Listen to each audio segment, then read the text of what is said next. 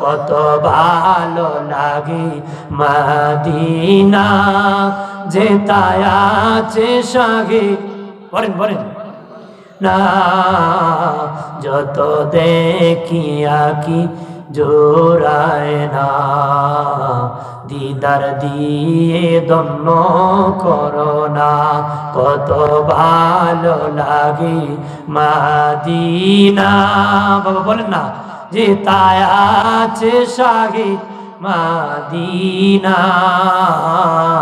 যত দেখি আঁখি জোড়ায় না দিদার দিয়ে দন্ন করো না তোমার কাছে আমার ডাকো না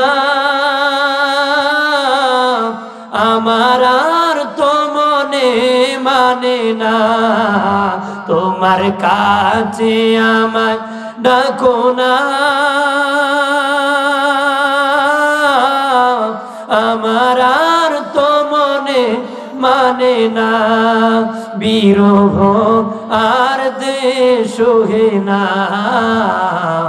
দিদার দিয়ে দন্ন করো না কত ভালো লাগে মদিনা যেতায় আছে সাগে মদিনা যত দেখি আঁখি জোড়ায় না দিদার দিয়ে দন্ন করো না মারহাবা বলেন না আর জোরে বলে শুধু কিতাবে হেদায়েত হয় না ব্যক্তিও লাগে যদি কিতাব পাঠালে হেদায়েত হতো এত লক্ষ নবী রাসূল পাঠানোর দরকার ছিল না আল্লাহ ডাইরেক্ট জাতিকে ডেকে বলতো তোমাদেরকে কিতাব উপহার দিয়েছি জীবন চালাও আল্লাহ ব্যক্তিও দিয়েছে কিতাবও দিয়েছে ব্যক্তিও দিয়েছে কি কিতাবও দিয়েছে তার মানে ব্যক্তিও লাগবে কিতাবও লাগবে নিজে নিজে মোবাইল দেখে পরে পরে বড় আবেদ হওয়া যায় না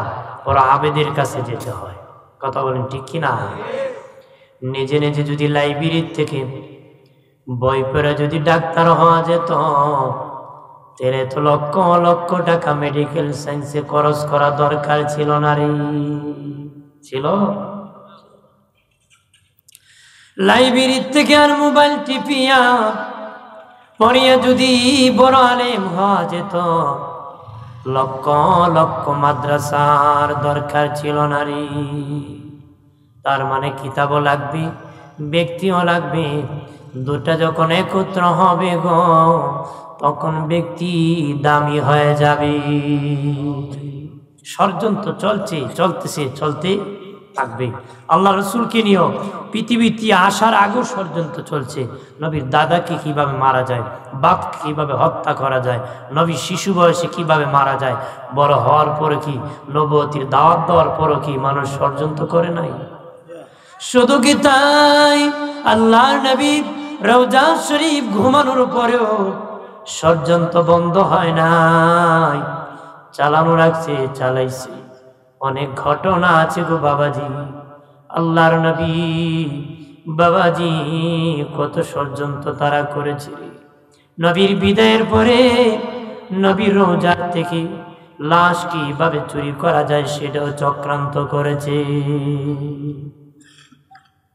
সুলতান মাহমুদ জাহাঙ্গীর রহমতুল্লাহ আলাইহি উনি বাদশা ছিলেন ওনাকে রাসূলুল্লাহ স্বপ্নে দেখালেন যে দুটা লোক আমাকে ডিস্টার্ব করতেছে নবীর উনি অন্য ওইখানে না অন্য জায়গার বাদশা ছিলেন দুই লোক দেখায় বললেন ওরা আমাকে ডিস্টার্ব করছে তাদের চক্ষু হলো সবুজ রঙের সুলতান মাহমুদ জাহাঙ্গীর রহমতুল্লাহ আলাইহি রওনা করলেন বাবাজি সোনার মদিনা 16 দিন লাগাইয়া সেখানের প্রধানমন্ত্রী ছিলেন ওনাকে নিয়ে সুদূর সোনার মদিনা 16 দিন পরে পৌঁছে গেলেন আল্লাহ নবীর রওজা শরীফ জিয়ারত করলেন ভাবতেছেন নবীজি বলেছেন আমাকে দুটা লোক ডিস্টার্ব করতেছে তাদেরকে পাবো কই উনি বললেন আমি সকলকে একদিন একবেলা মেহমানদারি করাবো সারা মদিনার মানুষ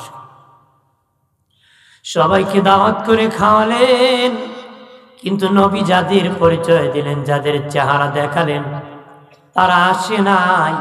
বাদশা আরো বিপদে পড়ে গেল, চিন্তায় পড়ে গেল।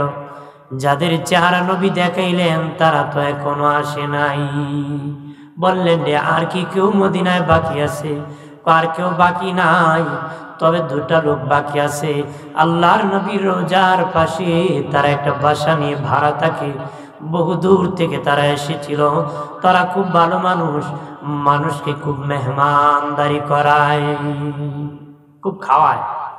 আর আমরা তো খাইলে আবার খুব খুশি থাকে, তাই খুব ভালো কথা হয় না খাওয়ালে কই এমন জনমের খারাপ, মারাত্মক খারাপ কথা হয় না। সবাইকে এত ভালো আর একটা হেরা খায়, খাওয়ার সবাই খালি খাওয়ায়। উনি বললেন তাদেরকে ধরিয়ে আনো। তারা দুইজনকে আনা হলো। দেখি আপনার গায়ে আগুন ধরে গেল। আল্লাহু আকবার বলেন না।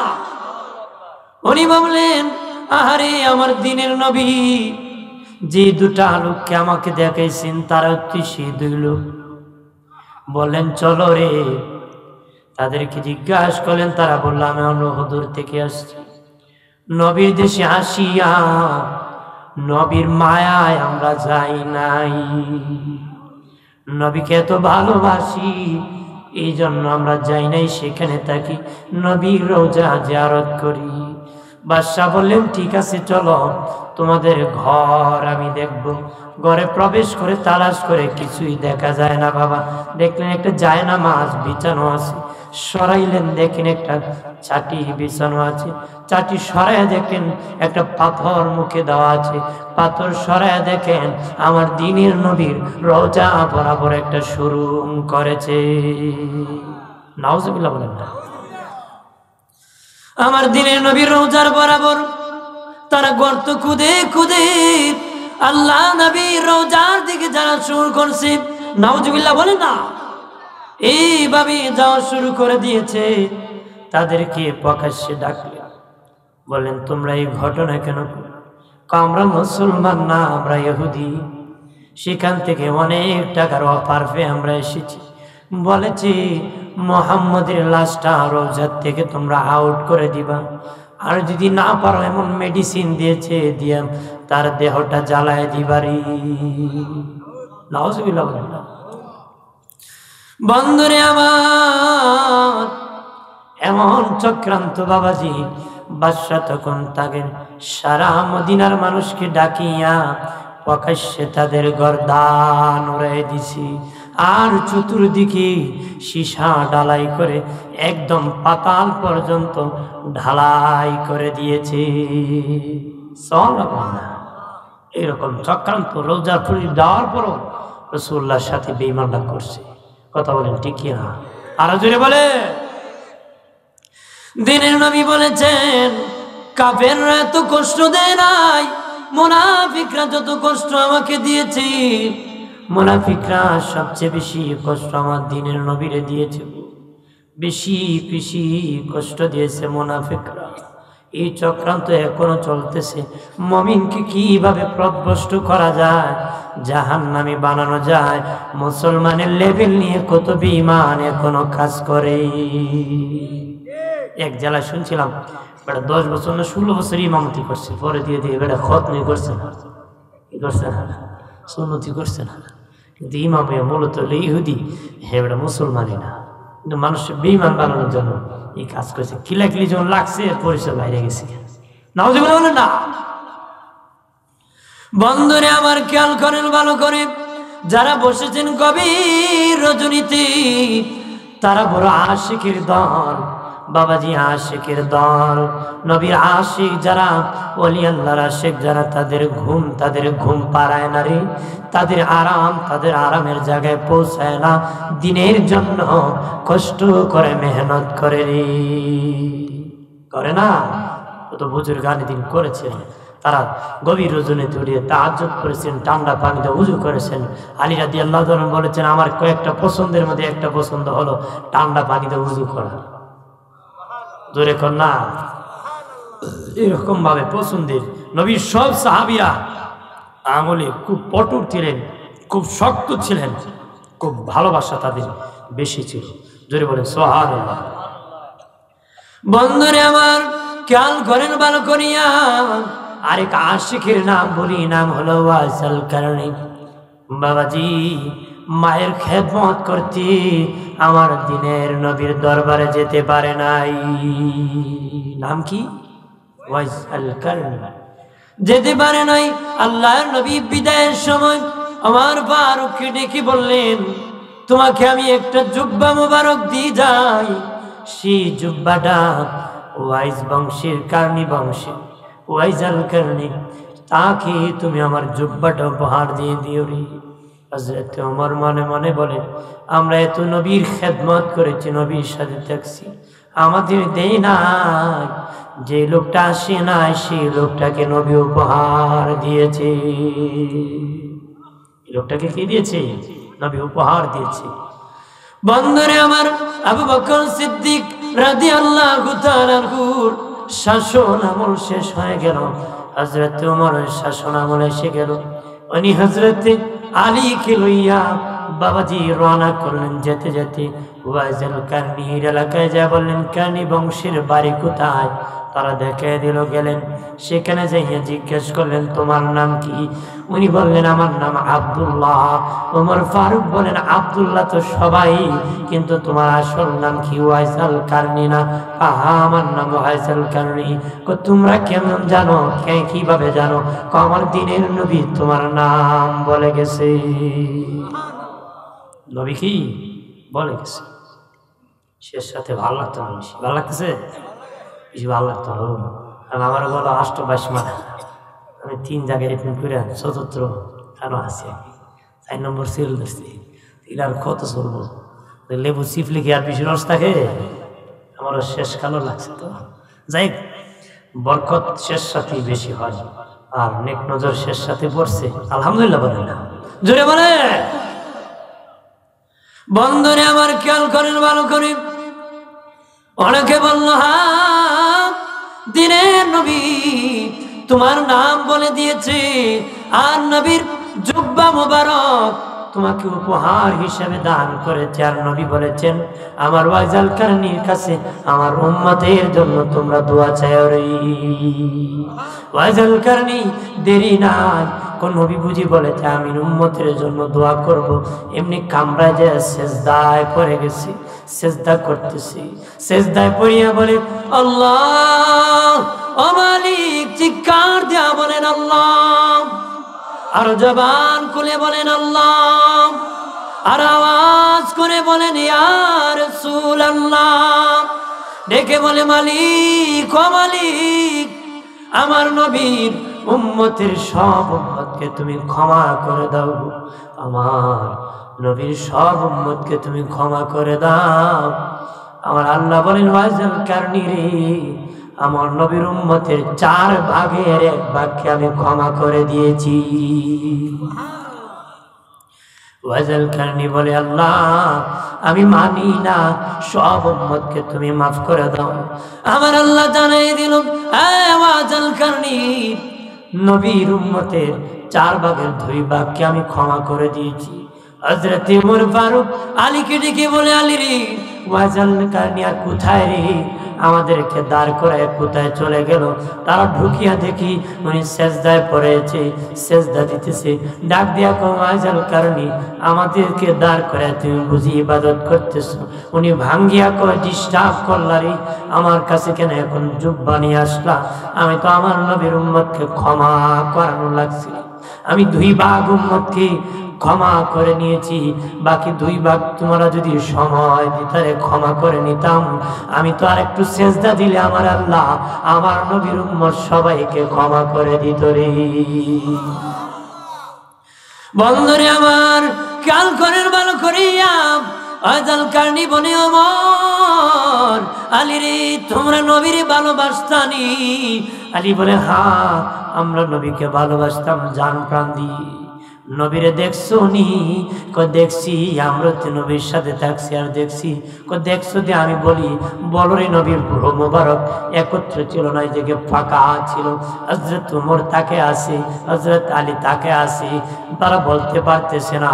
ওয়াজাল কারণী বলে তোমরা নবীর সাথে থাকছো, আমি থাকি নাই। বলে দিই আমার নবীর পুরো মোবারকের মধ্যখানে কোনো ফাঁকা ছিল না রে। জোরে বলেন না। ওয়াজাল কারণী ডেকে বলেন, ওমর, আলী, নবীর যে ভালোবাসতাম, তোমাদের মুখেরই এখনো দাঁত দেখা যায় রে। কি ভালো তোমরা বাসতারে, তোমাদের মুখেরই এখনো দাঁত দেখা যায়। তারা খুব ওয়াজাল কারণী, তোমার মুখেরই দাঁত দেখা যায় না। কেন দেখা যায় না জানো নি? উহুদের ময়দানে নবীর দাঁত মোবারক ভেঙে গিয়েছে, লোহার কপাট নবীর মাথা দিয়ে ঢুকে গিয়েছে। উহুদের প্রান্তরে নবী বেহুশ হয়ে পড়ে গিয়েছেন। বাবাজি সাহাবীরা দরিয়া একটা গুহার ভিতর নবীকে ঢুকিয়ে দিয়েছে। সারা উহুদের প্রান্তরে প্রচার হয়ে গেছে, নবী শহীদ হয়ে গেছেন, শহীদ হয়ে গেছেন। সাহাবীরা পাগল হইয়া উহুদ প্রান্তরে ঘুরতেছে। বাবাজি গভীর রজনী চেষ্টা করেন চোখের পানি ছাড়া।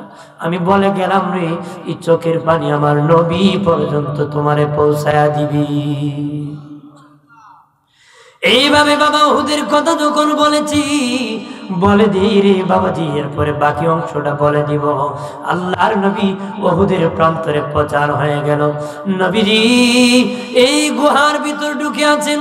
হযরতে কাদাদা রাদিয়াল্লাহু তাআলা আনহু যুদ্ধ করতে করতে ওনার চক্ষু খুলে গেছে, এইভাবে ঝুলে আছে। বাবাজি উনি যুদ্ধ করতেছেন, বেড়া ছাড়া করতেছে, চক্ষু তরবারি চালাতে পারতেছেন না। বেড়া যেহেতু ডিস্টার্ব করে চোখে, নিজের হাতে নিজের চোখটা আল্লাহু আকবার বলে আলাদা করে দিয়েছি। আর রক্ত শূন্য হতে হতে বাবাজি হযরতে কাদাদা রাদিয়াল্লাহু তাআলা আনহু দুর্বল হতে লাগলেন। দৌড়াইয়া নবীর কাছে আসিয়া বলেন, নবী আমি আপনার দরবারে এসেছি। নবী বলেন, বাবা সাহাবী সকলে জিহাদের মাঠে যাচ্ছে আর তুমি দিকে ঘুরে চলে আসছো।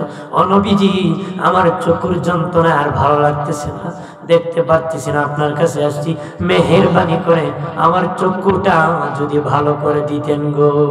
নবী বলে, বাবা সাহাবী সকলেই শহীদ হওয়ার জন্য পাগল, জান্নাতের জন্য পাগল, তুমি চোখের জন্য পাগল।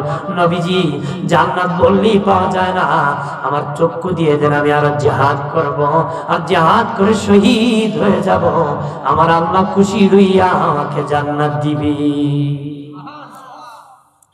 নবীজি চোখ হাতে নিয়ে বাবাজি তুতু মুবারক লাগাইয়া ওনার চোখের মধ্যে যখন লাগাই দিলেন, ওনার চোখের পাওয়ার বেড়ে গেল, দেহের শক্তি বেড়ে গেল। তরবারি হাতে লইয়া আল্লাহু আকবার বলে জিহাদের মাঠে ঘোরাচ্ছে।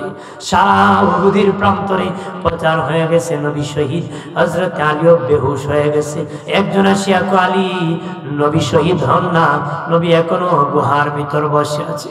আলী যাইয়া আল্লাহর নবীর দরবারে চলে গেলেন। নবী বলেন, আলী তুমি আসছো রে, আমি তো তোমার জন্য অপেক্ষা করতেছি। দেখো আমার দুটো দাঁত ভেঙে পড়ে গেছে, আর লোহার কপাট ভেঙে মাথা দিয়ে ঢুকে গেছে রে আলী, আমি আর মাথা ব্যথায় সইতে পারতেছি না। আলী রে পারবানি, আমার লোহার কভারটা তুমি খুলে দিতে পারবে? একজন পাশে সাহাবী বলে, হুজুর আমি দিতে পারবো। এমনি ওনার দানি উপরে নিচের ধার দিয়ে চাপা দিয়ে ধরছে। এত শক্ত হয়ে, এত মজবুত হয়ে এই লোহার কভার ভিতরে বসে গেছে গো, টানতেছে পারতেছে না। হুট করে এমন টান দিয়েছি, টাস করে খুলে আসছে ঠিক, কিন্তু ওই সাহাবীর দুটো দাঁত ভেঙে পড়ে যায় আর মুখে দিয়ে রক্ত পড়তেছে। মুখে হাত দিয়া নবী বলেন, কি হইল রে বাবা সাহাবী? হুজুর কিছু না। যদি নবী শুনেন দাঁত পড়ে গেছে আরো কষ্ট পাবে, কিছু না বলে চলে গিয়েছে। বাবাজি যখন জিহাদের সময় শেষ হয়ে গেছে, সমাপ্তি হয়ে গেছে, নবী বলেন, যারা শহীদ হয়েছে বিনা গোসলে কবর দিয়ে দাও, বিনা গোসল কবর দিয়ে দাও। প্রশ্ন করতে পারেন, হুজুর বিনা গোসলে কেন কবর দিবে? যারা শহীদ তাদের রক্ত পবিত্র, যেভাবে তার শাহাদাত পান করবে এইভাবে দাফন করার বিধান। আরো আসতে হোক, জোরে হোক। এক মহিলা ওলা বেশি পাগল নির্বেশে আসিয়া বলে, নবী সবাইকে গোসল ছাড়া কবর দিবেন, কিন্তু আমার স্বামীকে গোসল ছাড়া কবর দিবেন না। হুজুর বলেন, তোমার নাম কি, তোমার পরিচয় কি? হুজুর, আমি মদিনার এক মহল্লায় থাকি, আমি হলাম আপনার প্রিয় সাহাবী হানজালার বিবি। আমার স্বামী বছর ঘর থেকে গোসল করার জন্য পানির কিনারে দাঁড়ায়, কে জানি গো মদিনার পথ দিয়া বলে আপনি জানি শহীদ হয়ে গেছেন। আমার স্বামী আমার কাছে আসিয়া বলে, বিবি তরবারিটা কই রে বিবি, তাড়াতাড়ি দে। আমি বললাম, তুমি না নাপাক গোসল করবা। গোসল কার জন্য গোসল করবো রে বিবি, কার জন্য বেঁচে থাকবো? আমার দিনের নবী উহুদে শহীদ হয়ে গেছে, তাড়াতাড়ি তরবারিটা দে। আমার স্বামী তরবারি লইয়া উহুদ প্রান্তরে শহীদ হয়ে গেছে। নবীজি গো, আমার স্বামী নাপাক, তাড়াতাড়ি গোসলের ব্যবস্থা করেন। যার শেষে হলো গাসির, হাদিসের পাতায় যার শেষে আসছে কি, শুধু তার না, তার ছেলের শেষও আসছে ইবনে গাসির। সুবহানাল্লাহ, আরো জোরে। বন্ধুরে আমার, নবী বললেন, বাবা সাহাবীরা দেখো রে আমার হানজালার লাশ কই, তাড়াতাড়ি গোসল দাও। এমনি জিবরিল আসিয়া নবীকে জানায় দে, হাবিব ও দয়াল নবীজি, আল্লাহ করেছেন হানজালার গোসল দুনিয়ায় হবে না। হানজালার লাশ আল্লাহ আকাশে উঠে নিয়ে গেছে, রহমতি বরকতি পানি দিয়ে ফেরেশতারা গোসল দিচ্ছে, স্বয়ং আল্লাহ নিজে চেয়ে চেয়ে দেখতেছে। সুবহানাল্লাহ বলেন না? আমার আল্লাহ নিজে তার গোসল চেয়ে চেয়ে দেখতেছে, আর ফেরেশতারা গোসল দিতেছে, গোসল লাগবে না। দিনের নবী বলেন, সাহাবীরা খবরদার, আমার হানজালার গোসল লাগবে না রে, গোসল আমার আল্লাহ দিয়ে দিয়েছে। একজন সাহাবী বলে, আমি পরীক্ষা করার জন্য গেলাম, যাই দেখি হানজালার চুল বেয়ে বেয়ে, কান বেয়ে বেয়ে, নাক বেয়ে বেয়ে পানি বাহির হতেছে, পানি থেকে মেশকের ঘ্রাণ ছড়াইতেছে। ওয়াজাল কারণে ডেকে বলেন, আরে আমার আলী, আমি যখন উহুদ প্রান্তে নবী, দুটা দাঁত মোবারক ভেঙে গেছে, দন্ত মোবারক। আমি বললাম, আমার নবীর দাঁত ভেঙে গেছে, আমি ওয়াজাল কারণের দাঁত থাকতে পারে না, এমনি একটা পাথর নিয়ে আমার উপরে দুটা দাঁত ভেঙে দিছি। এরপরে ভাবলাম, এটা ওই দু দাঁত না হয়ে যায় আর কোনো দাঁত হয়। আমি নিচের দুটা আবার ভেঙে দিয়েছি, আবার উপরে দুটা ভেঙে দিয়েছি। কোন দাঁত নবীর কোন দাঁত মোবারক ভাঙছে আমি ওয়াইসুল কারনি জানতাম না। ভাঙতে ভাঙতে আমার সব দাঁত ভেঙে দিয়েছি রে, সব দাঁতগুলো আমি ভেঙে দিয়েছি। আমি নবী যেদিন পৃথিবীতে ছিলেন, আমি সোনার মদিনায় গিয়েছিলাম ঠিক, কিন্তু নবীর সাথে আমার দেখা হয় নাই। আমার মা বলেছিলেন, বাবা ওয়াইসি তুমি যাইবা ঠিক, দেরি করতে পারবা না। আমার মায়ের কথা রাখতে যাইয়া আমি দেরি করতে পারি নাই। নবী মদিনায় তখন ছিলেন না, আমি বেগ করে আমার মায়ের খেদমতে এসে গিয়েছিলাম রে। ওরা নাম আশিক, ওরা আশিক, ও বাবাজি নবীর জন্য জীবন দিয়েছে, নবীর জন্য পাগল হয়েছিল রে। এইরকম আশিকের বড় অভাব। আশিক হতে হবে নতুন কম্বলের নিচে ঘুমাইয়া, আল্লাহ পাওয়া যাবে না রে। ইব্রাহিম বিন আদহাম রাজপ্রাসাদের মধ্যে ঘুমিয়ে আছি, শুনে চাঁদের উপরের মধ্যে কে জানি আওয়াজ করতেছে, ডাক দিয়া বলে, কে রে আমার চাঁদের উপরে এরকম আওয়াজ করতেছ? ডাক দিয়া কর, তোমার চাঁদের উপর আমার ঘোড়া হারিয়ে গেছে রে। জবাবে কি কয়, তো চাঁদের উপরে আমার একটা ঘোড়া। ইব্রাহিম বিন আদহাম দেখি বলে, কে রে বেকুব, আমার ছাদের উপর যে ঘোড়া খুঁজতে তো কিয়ামত পর্যন্ত ঘোড়া খুঁজে পাবে না। তখন আওয়াজ আসলো, এরে ইব্রাহিম বিন আদহাম, তোমার ছাদের উপর যেমন ঘোরাইয়া জীবনও ঘোড়া পাওয়া যাবে না রে, তোমার মতন সিংহাসনে ঘুমাইয়া, রাজপ্রাসাদে ঘুমাইয়া আমার আল্লাহকে জীবনে পাওয়া যাবে না রে। এত আরামে থেকে আল্লাহকেও খুঁজে পাওয়া যাবে না, কষ্ট করতে হবে। আরামবাগে বইয়া মানুষ বেড়াবি ছড়ায়, বালা কাম করতে পারে না। তত আরাম তত ফুকে ধরে, তত ডিস্টার্ব হয়, তত ক্ষতি হয়। কথা বলেন ঠিক কিনা? জয় বলে। বন্ধনে আমার, টাকা যত বাড়ে শত্রু তত বাড়ে, বুজুর্গি যত বাড়ে বাবাজি তত সম্মান বাড়ে, এলেম যত বাড়ে তত ইজ্জত বাড়ে। যত লোকের যত টাকা বাড়ছে তত শত্রু বাড়ছে, যত লোকের এলেম বাড়ছে তত বন্ধু বাড়ছে। আপনারা কোন এই জগৎপুরি সাহেবের টাকা বাড়ছিল না এলেম বাড়ছে? জোরে বলেন না। কত টাকাওয়ালা টাকা বাড়ছে, শত্রু বাড়ছে, টাকা কমছে, শত্রু কমছে, হেও কামছে, 12টা বাজাইছে। এরপরে আরো যদি 13টা বাজার লাগে 13টা বাজাইছে। কিন্তু আল্লাহর ওলিগণ এলেম বাড়ছে, ভক্ত বাড়ছে, ইন্তেকাল শরীফের পরও আরো বাড়ছে। কথা বলেন না, জোরে বলেন না। আমার প্রাণের বাবাজিরা রে, কাল করেন ভালো করিয়া। এই জন্য রে বাবাজি, শুরু থেকে পর্যন্ত যত কথা বলেছি যেন আমরা আশিক মুরব্বির সান্নিধ্যে যাই, ভালো মানুষের কাছে আমরা যাই, নিজের পরিবর্তন ঘটাই। নিজে নিজে পরিবর্তন হওয়া যায় না, পরিবর্তনশীল ব্যক্তির কাছে যতক্ষণ যাবেন নারী। নিজে পরিষ্কার হতে গেলে আরেকজন পরিষ্কারের কাছে যেতে হবে, যেতে হবে না? না গেলে কি হবে? যদি ভাবেন উল্টা ভাববেন, নসিহত করলে উল্টা ভাববেন, মুরব্বি মানতে হবে। কথা বলেন না, জোরে বলেন না। যেভাবে ব্যবস্থাপত্র দিবি, হাস বাবাজি, ফার্মেসিতে ওষুধের অভাব নাই। যে বেটা ফার্মেসির মালিক, হেবেটা যদি ফেটে ব্যথা ধরে, যদি কয়েক মানে ই মাথা তিউ মাথা পর্যন্ত একদার খাওয়ার মুখন খামুগুনি, যেরকম হবো ব্যবস্থাপত্র নিতে হবে। তা আপনাকেও আমাকেও একজন আল্লাহওয়ালার কাছে ব্যবস্থাপত্র নিতে হবে, নিতে হবে কিনা? বন্ধরে আমার, যিনি দরবারে জারুরুস মুবারক, ওনার সাজরা করে দেখবেন একজন বুজুর্গের নাম আছে। ওনার নাম হলো সুফি ফতে আলী ওয়াইসি রহমতুল্লাহ আলাইহ। নাম শুনছেন না? যিনার নাম হলো সুফি ফতে আলী ওয়াইসি রহমতুল্লাহ আলাইহ। ওই সুফি ফতে আলী বড় আলেম ছিল না বাবাজি, বড় এলেমদার ছিলেন না, কিন্তু বড় একজন আশিক রাসূল ছিলেন, বড় আশিক ছিলেন। উনি মক্কায় হজ করতে গিয়েছেন। মক্কা, ওনার সঙ্গী সাথী সকলেই মদিনায় যায়, তিনি মদিনায় যায় না রে। সবাই মদিনায় যেতেছে কিন্তু উনি মদিনায় যায় না। সঙ্গীরা বলে, সুফি আমরা সকলেই মদিনায় যাব আর তুমি যাবা না। সুফি ফতে আলী বলেন, যার যার কাছে যাব, যার কাছে যাব, ওই নবী এখনো আমাকে ইজাজত দেয় নাই।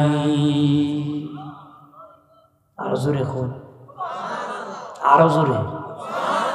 কিয়ামতের দিন আফসোস করবে, মিজানের পাল্লা যখন উজু হইব, খুব আরেকবার যদি সুবহানাল্লাহ কইতে নেকির পাল্লা বাড়ি হইতো। ওই সময় খুব, আল্লাহ আমি কি আগে জানতাম না, আর কতবার কইতাম। সুবহানাল্লাহ বলে না, আরো জোরে। যেন আফসোস না করা আমাদেরকে যেন হতাশ না করে। মিজানের পাল্লায় সবচেয়ে বেশি হতাশ করে, না জানি কি ফয়সালা হয়, না জানি হাদিয়া জাহান্নাম। বন্ধনে আমার, সুফি ফতে আলী ওয়াইসি রহমাতুল্লাহ আলাইহি বলেন, এখনো আমার নবীর কাছে যাওয়ার জন্য ইজাজত দেয় নাই। এমনি তিরি একটু ঘুম আসলো, বাবাজি দুটো হাত ঘাড়ের নিচে দিয়ে ঘুমালেন। নবী আসিয়া বলে, সুফিরি তোমাকে আমার দরবারে আসার জন্য ইজাজত দিয়েছি। এমনি উনি নবীর রওজা শরীফ গিয়েছেন, সালাম দিয়েছেন, নবী জবাব দিয়েছেন। উনি বলে, ইয়া রাসূলুল্লাহ অনুমতি দেন, বাকি জিন্দেগি মদিনায় কাটায় দিব। নবী কয়, সুফির না না, মদিনায় থাকা লাগবে না, তুমি ভারতবর্ষে চলে যাও, সেখানের মধ্যে তুমি দাওয়াত দিবারে। সুফি ফতে আলী বলে, নবী আপনাকে তো দেখবার মনে চাই, না দেখলে তো আমি বাঁচতে পারবো না।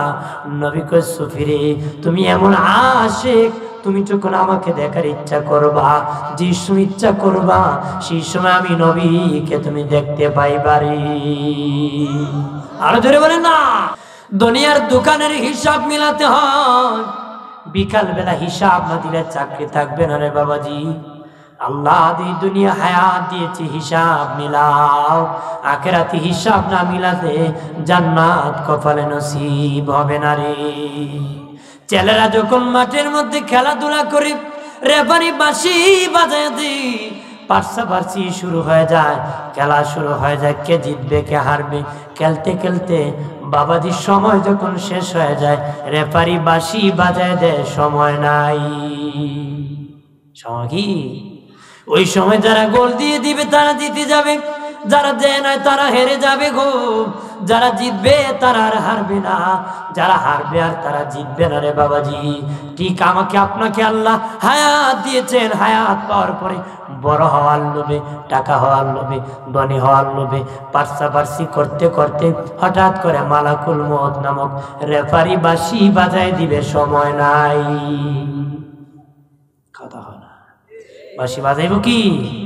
ওই দিন যারা ঈমান নিয়ে যাবে মরবে তারা বেঈমান হবে না রে। যারা বেঈমান হয়ে মরবে তারা ঈমানদার হবে না। যারা আমল নিয়ে কবরে যাবে তারা বেআমলদার হবে না। যারা বেআমলদার হয়ে কবরে যাবে তারা আর কোনোদিন আমলদার হবে না রে। আর পীর মুর্শিদ ধরা মানে হলো আমল সংশোধন করা, ভালো হওয়া বাবাজি। জগৎপুরী রহমতুল্লাহ আলাইহি মানুষের বাড়ি বাড়ি যেতেন, মানুষকে ভালো মানুষ বানানোর জন্য জীবন কাটাইছেন, দিনের পথে মানুষকে আল্লাহ চিনানোর জন্য, নবী চিনানোর জন্য। কথা বলেন ঠিক কিনা বাবাজিরা রে? আপনিও খেয়ে আছেন, আমিও খেয়ে আছি। খায় তো সবাই আছে, কিন্তু সবাই মেহনত করে নাই, খাওয়া উসুল করে না বাবাজি, শুকুর আদায় করে না, সকলেই মেহনত করে না। উনি মেহনত করে গিয়েছেন, আরাম ফরমাইছেন, আজও মানুষ ওনার কথা স্মরণ করে। এটা হলো তার কাজের ফল, তার সাধনার ফল। কথা বলেন ঠিক কিনা? আর জোরে বলে। আমরা এই সাধনায় নাই। এখন ডিজিটাল যুগ, মোবাইল দেখে রান্নার যুগ, মোবাইল দেখে বক্তা হওয়ার যুগ, মোবাইল দেখে মনে করেন আমল করার যুগ, মোবাইল দেখে ফতোয়া দেওয়ার যুগ। কথা না, ফতোয়া এমন তালের ফতোয়া, জীবন শেষ 12টা বাজাইতে। এখন মানুষ অতি ডিজিটাল হয়ে আমাদের ছেলে পেলেরা নষ্ট হচ্ছে, নষ্ট হচ্ছে না? তারা মোবাইল দেখে দেখি পীর মুরিদ মানে না, ভালো মানুষের কাছে যেতে চায় না, খারাপ মানুষের কাছে যায়, ফতোয়া খুঁজে না। কিন্তু আল্লাহওয়ালার কাছে যাবে, হুজুর জায়েজ আছে। কথা হয় না? তখন ফতোয়া খুঁজে মানুষ। কিন্তু খারাপ মানুষের কাছে গেলে কি ফতোয়া খুঁজে না। যাদের জিন্দেগি আল্লাহ রাস্তায় কাটাই দিয়েছে তাদের সাথে থাকতে তার নাকি ভয় করে। তার কি ভয় করে? আপনারা বলেন, আপনাদের ভয় আছে নাকি? জোরে বলেন, ভয় আছে? আমরা যারা আছি আমাদের ভয় নাই। নতুন প্রজন্ম যারা আছো, এই পথ ছাড়বা না। যদি আঁকা বাঁকা রাস্তা যাও, জাহান্নামে যেতে হবে। কথা বলেন ঠিক কিনা? জোরে বলেন ঠিক কিনা? আমার প্রাণের বাবাজি, দুস্থ বুজুর্গ নারী, খেয়াল করেন ভালো করিয়া। অপ্রাণের বাবাজি, গভীর রজনী প্রেমের সময়, আল্লাহর সাথে কালেকশনের সময় রে, আল্লাহর সাথে প্রেমের সময়। কত বুজুর্গরা তাহাজ্জুদের মুসল্লায় আমার আল্লাহর সাথে লাইন লাগাই দিছে। সুবহানাল্লাহ, জোরে জোরে জোরে। কত বুজুর্গরা আমার আল্লাহর সাথে বাবাজি তাহাজ্জুদের মুসল্লায় বসিয়া মালিকের কাছে কথা বলা শুরু করে দিয়েছে। এমন আকাবিরিন ছিলেন, তাদের জীবন সুন্নত তরিকার থেকে যতই জুলুম আসুক, যতই বাধা থাকুক, তারা জান নাই রে। ইমাম জাফর সাদেক রহমতুল্লাহ আলাইহি বাবাজি বাদশাহ কাছে নতুন স্বীকার না করার কারণে ইমাম জাফর সাদেক রহমতুল্লাহ আলাইহিকে বাদশাহ জেলখানায় বন্দী করেছে। সেখানের মধ্যে চুর যখন ঢুকে, সকালবেলা ভালো মানুষ হয়ে বের হয়, সকালবেলা বাটপাট ঢুকলে বিকালে ভালো হয়ে যায়। বাদশার কাছে যায়, কেমন লোক জেলখানায় রাখলা, যে লোকের কাছে গেলে খারাপ মানুষ ভালো হয়ে যায় রে। খারাপ মানুষ, ওনারও আপনাদের সাথে নাম আছে, নাম ইমাম জাফর সাদিক রহমতুল্লাহ আলাইহি, যার কাছে একবার গেলে মানুষ ভালো হয়ে গেছে। আর জোরে বলেন না, জোরে বলে। আমরা যেতে রাজি না, আমরা কিসের অ্যাকশন? লবণ তো দেয় নাই। কথা বলেন না, জোরে বলেন। আপনার যে একটা গালি দিই বাপ তুললে মেজাজ গরম হবনি? জোরে খা। এটা যেমন গালি অ্যাকশন করছে, ভালো কথায় অ্যাকশন করছে। ভালো কথা কি? খারাপটা যেমন করে ভালোটায়। বন্ধনে আমার খেয়াল করেন ভালো করে, যারা দরবারে এসেছেন নিজের কুস্বভাব দূর করার জন্য নিয়ত করে যান। মানুষের জীবনের কিছু কুস্বভাব থাকে, কুস্বভাব পুরাটা গোড়ার থেকে উঠাইয়া ফেলে দিতে হয় বাবাজি, গোড়ার থেকে উঠাইয়া ফেলে দিতে হয়। কুস্বভাব যদি সামান্য তাকে জান্নাতে যাওয়া যাবে না রে। নিয়ত করে যান যে একটা কুস্বভাব আজকে বাদ দিয়ে যাই। একটা ওয়াদা করলে হয়তো মরার আগে জান্নাতি জান্নাতি হয়ে কবরে যেতে পারো রে। একটা ওয়াদা করছিল ইমাম আবু হানিফার দরবারে, ইমামুল আজম আবু হানিফা রহমতুল্লাহ আলাইহির দরবারে এক মক্কুর গুন্ডা গেছে দুস্তি করতে। শুনেন, খেয়াল করেন, এ বেচারা একটা ওয়াদা করছিল, শেষে ওলি হইছে। বেচারা গিয়ে কইতেছে, ও আবু হানিফা তোমার সাথে দুস্তি করতাম। ইমাম আবু হানিফা দেখেন যদি দুস্তি করে দুস্তি বিচ্ছা খাইতো। কিতা বিচ্ছা খাইব? দুস্তি বিচ্ছা। মানুষের কয় না আমি চেয়ারম্যান সাহেবের লোক, একবারে সব বনাস চেয়ারম্যান সাহেবের লোক ভূত হইলেইব। কথা ঠিক কিনা? মানে চেয়ারম্যানই বেচ্চা খায়। ইমাম আবু হানিফা দেখছে হে বেচারা আমারে বেচ্চা খাইব, এরপরে যদি না করি এত গুন্ডা আবার ডিস্টার্ব করবো, কি করবো? ইমাম আবু হানিফা ডেকে বলেন, এ যুবক তোমার সাথে বন্ধুত্ব করতে পারি একটা চুক্তির বিনিময়। একটা চুক্তি। কোন চুক্তি? চুক্তিটা হলো জীবনে কোনোদিন তুমি মিথ্যা কথা বলতে পারবা না রে। কোন কথা? মিথ্যা কথা। এবার মনে মনে আমার বন্ধু মদ খাইতে নিষেধ করছে না, নামাজ পড়তে আদেশ করছে না, রোজার একটা আদেশ করছে না, আমার ভালো কথা কইতে আদেশ করছে না, খালি কইছে মিথ্যা কথা কইতাম। দেরি নাই বন্ধু, আমি রাজি, আর জীবনে মিথ্যা বলবো না। অঙ্গীকার করেছে জীবনে। ওই মদকুর লোকটা, গুন্ডা লোকটা ওয়াদা করেছে আর মিথ্যা বলবে না। বললো বন্ধু আগামী অমুক দিন তুমি আমার সাথে দেখা করিও। আপনাদের পীর সাহেব মাঝে মধ্যে বলে না যে আমি গেলে সাক্ষাৎ করিও, তোমাদের এলাকায় গেলে আসিয়া কই আমি আপনার মুরিদ, সাক্ষাৎ করি এরকম। ইমাম আবু হানিফা বলেন অমুক দিন তুমি আমার সাথে সাক্ষাৎ করবা। পরের দিন বাবাজি বন্ধুদেরকে নিয়ে ক্লাবের মধ্যে ঢুকেছি। সব বন্ধুরা মদ খায়, কিন্তু সে মদ খাইতেছে না। বন্ধু আবার কো বন্ধু খাস না কেন? কোন আমি খাবো না। আমরা দেশে যারা বিড়ি খাই হঠাৎ করে না খেলে একটা একটা খিতারি তুই ভালোই গেলি কেন? কথা হয় না, ধরে কর না একটা একটা কিরে তুই ভালোই গেলি কেন? তার না খাও ভালো হয়েছি না, কি হয়েছি না বালা।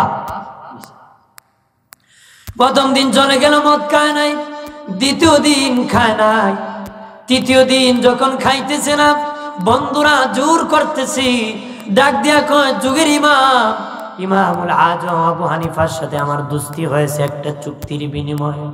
কি চুক্তি? জীবনে মিথ্যা কথা বলবো না। আমি যদি মদ খাইয়া আমার বন্ধুর দরবারে যাই, আমার বন্ধু যদি কয় দুস্থ মদ খাইছো নি, আমি যদি কই খায়া না খাইছি না, মিথ্যা আমার বন্ধুর সাথে গাদ্দারি হবে।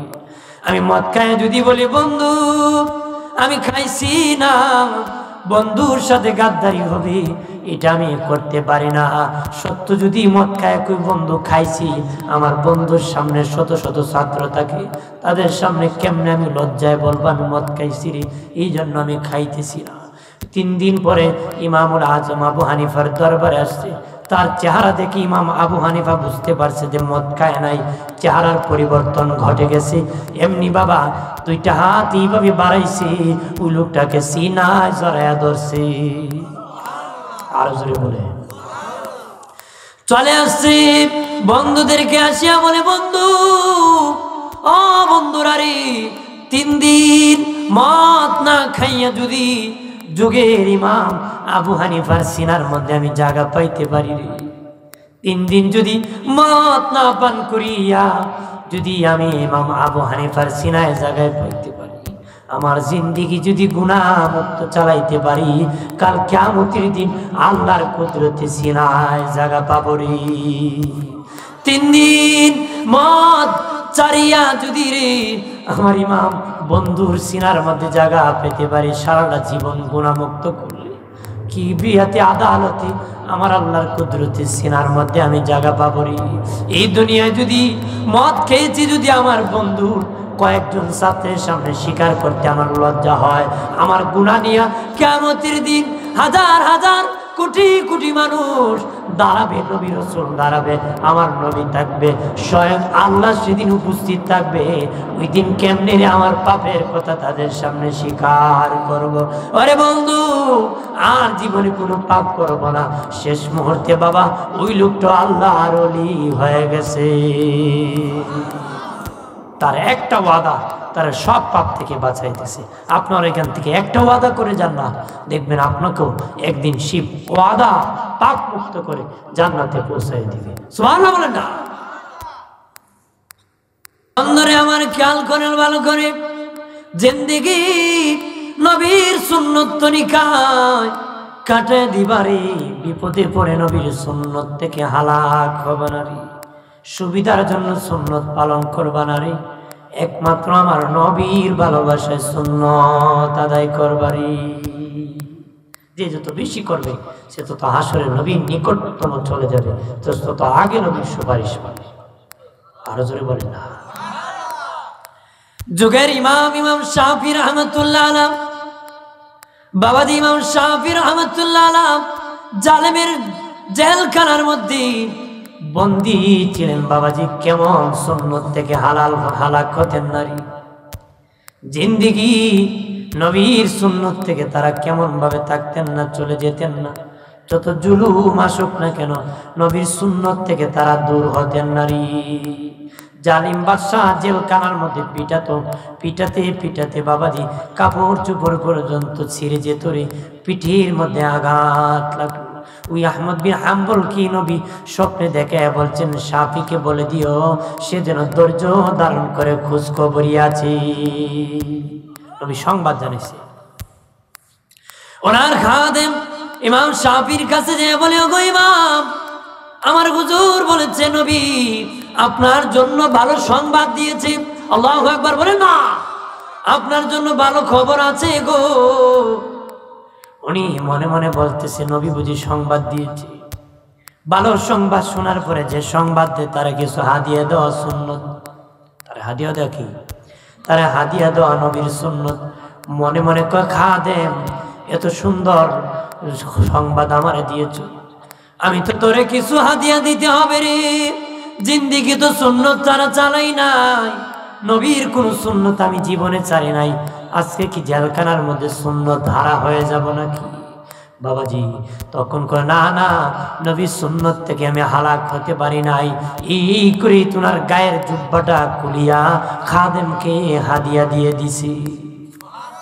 খাদেম বলে, উস্তাদ জুব্বাটা পরে রাখেন না কেন?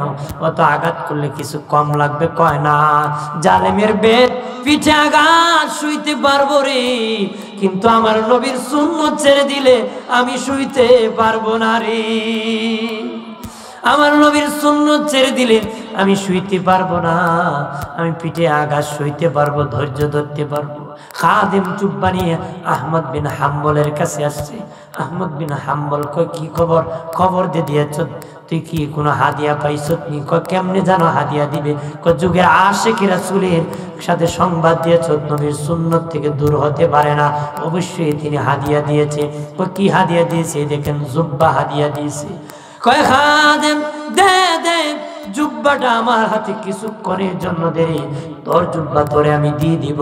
এমনি বাবাজি জুব্বা ঘরে নিছি, ঘর থেকে বাহির হয়ে কয়, তোর জুব্বা তুই নিয়ে যে। খাদেম হাতে নিয়ে কয়, উস্তাদ শুকনা জুব্বা দিলাম, ভিজা জুব্বা ফেরত কেন দিলেন? ডাক দেয়া কয়, যুগের আশিক রাসূল, আশিক রাসূলের জুব্বা মুবারক আমি ঘরের ভিতর নিয়ে ভিজাইয়া পানি কিছু মশজ্জাত করে আমি রাখছি। আশিক রাসূলের জুব্বা মুবারক ভিজাইয়া কিছু পানি মশজ্জাত করে আমি বোতলের মধ্যে ভরে রাখছি। আমি যেদিন মরে যাব, যুগের আশিক রাসূলের জুব্বা ভিজা পানি দিয়া যদি আমার আহমদের শেষ গোসলটা হয়ে যায়, আমার জন্য আমার আল্লাহর জাহান্নাম হারাম হয়ে যাবে রে। আশিক রাসূলের জুব্বা ভিজা পানি দিয়া যদি আমার গোসল হয় রে, আমি আহমদের জীবন সার্থক হয়ে যাবে বাবা। তাদের জীবন দিয়ে দিছে, নবীর সুন্নত থেকে হালাক হয় নাই। আমরা সোনার বাংলায় বাস করি, সুন্নত আদায় করতে জীবন দিতে হয় না রে, শুধু পালন করার নিয়ত করলেই চলে, জীবনটা বাস্তবায়ন করার চেষ্টা করলেই চলে, জীবনটা চালায় দাও। হযরতে আলী রাদিয়াল্লাহু তাআলা আনহু বলেছেন, বুজুর্গের থেকে আদর্শ হলো উত্তম, বুজুর্গের থেকে আদর্শ উত্তম। বুজুর্গি 80 বছরের সময় এমন কথা বলতে পারে, ধ্বংস হয়ে যেতে পারে, পথভ্রষ্ট হয়ে সব আমল বাতিল হয়ে যেতে পারে। আদর্শওয়ালার আদর্শ কোনোদিন ধ্বংস হয় না রে। হযরতে আলী রাদিয়াল্লাহু তাআলা আনহু আরো বলেন, দোকানের তালা করলে বোঝা যায় এটা কয়লার দোকান না স্বর্ণের দোকান, কয়লার দোকান না স্বর্ণের দোকান। বাবাজি, আমাদের মুখ কথা বললে বোঝা যায় এটা কয়লার মুখ না স্বর্ণের মুখ। কথা হয় না, এমন মুখ গালি দিলে মেঘনা নদীর 5000 বার কুলি করলো ভাবত, এমন গালি দেও সর্বনাশ সর্বনাশ। এ তো উস্তাদ আমাদের গালিতে খুব পটল, কথা বলে ঠিক কিনা?